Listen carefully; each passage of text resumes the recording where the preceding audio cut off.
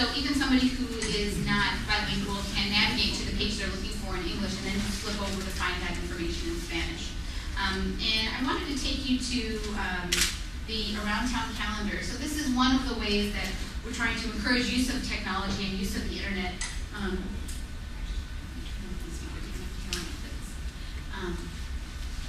And essentially what we do is scour our newspapers and local community resources for activities that are happening in and around Chicago for $10 or less. That's what we focus on.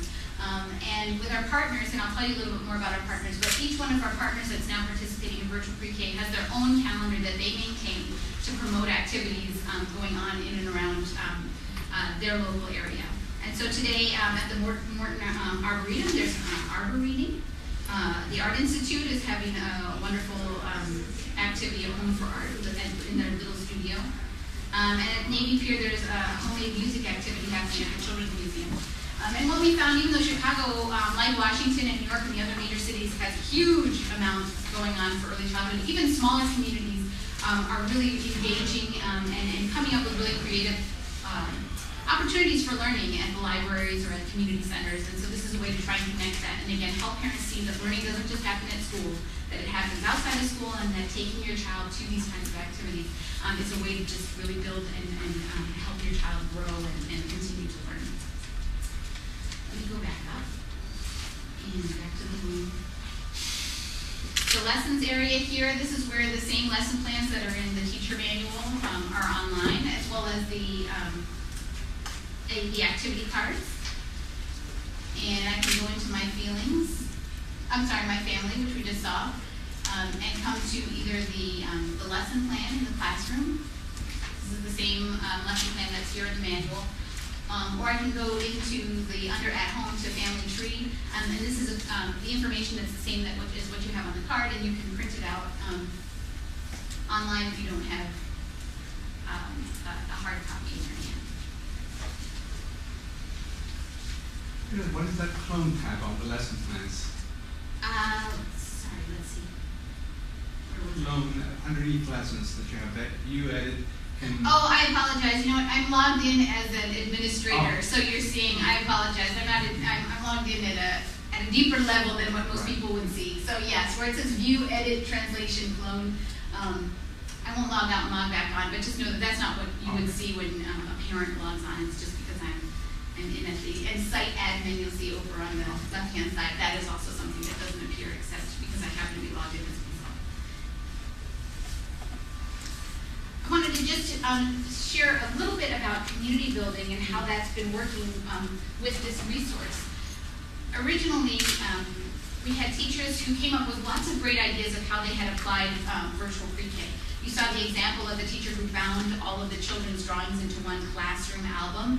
And we really wanted to figure out how could we share those ideas, because there were lots of ways that virtual pre-K was being applied that went far beyond what we had originally created and designed. So when we started off with this idea, we created something called the idea book. I'm going to pass this around so you can take a look. And essentially it just gave teachers a chance to share how they had taken one of the lessons and made it their own. And so they just briefly explained, here's what I did with this activity, here's how it went, and here are some photos that describe what I did. And so this was a wonderful little publication, and every teacher that saw it was really excited because it's just really right from the field, and it was really ideas that came directly from teachers. But we realized that you had to have a copy of this in order to get access to the ideas. And so just this past year, we launched a blog on the virtual pre-K website. It's called the Idea Exchange. I'm going to pass this around so you can just take a peek.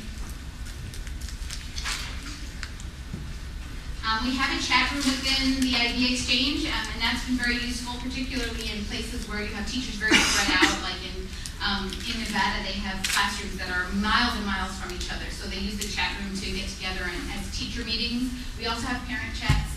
There are discussion boards, which is, again, a static conversation that's going on, not the real time of the chat room. And then just starting this year, we started with a blog. And I want to show you an example. And these are similar to what you'll see when the book comes around to you.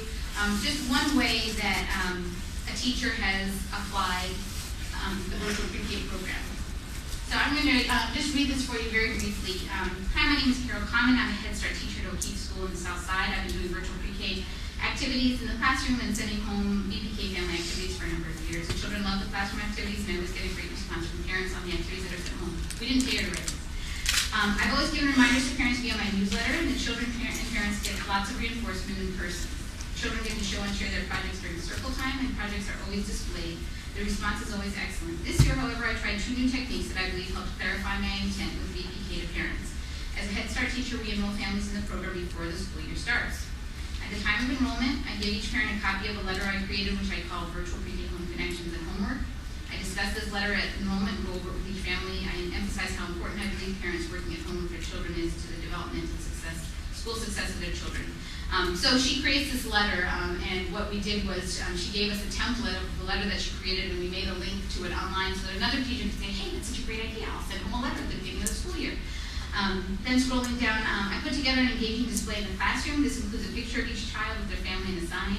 Our families help us learn. Under that is a poster with each child's name and columns for each project sent home. Now, as part of the celebration, when bringing back a project, each child can put a sticker next to his or her name, and as an added literacy component, I have them locate their own name on the poster board. They love doing this. So again, another idea for a teacher on how she's connecting with families and getting students excited about this, this resource. And finally, I created a display in our hallway. As the completed activities are returned, here's our first project, Noodle Bodies. Eventually, we had 100% participation. And here are our family albums starting to go up. So we're just starting.